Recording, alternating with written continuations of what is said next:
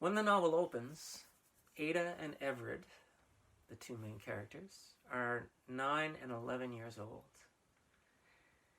And I think for a lot of people looking at that from our modern perspective might find it a bit unbelievable that a 9 and 11-year-old left alone in the wilds of Newfoundland at the turn of the 18th century might actually survive. But I did not choose those ages arbitrarily. When I was thinking about what ages those children might be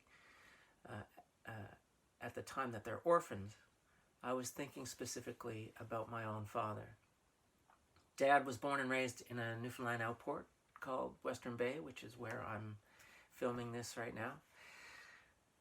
And from a very early age, he started working in the fishery with my grandfather.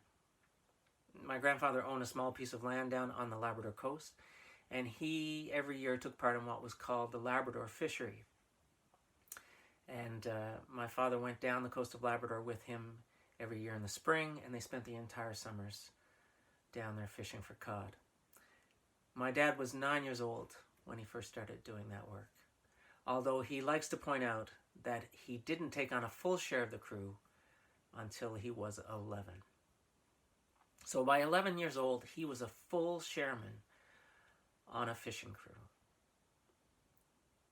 So I thought that Ada and Everett, at 9 and 11 years old, in those days, children would have been involved in the work from the time that they were able to walk, in one way or another. They would have been involved in helping with the fishery, in helping in growing food, foraging for berries, any work at all.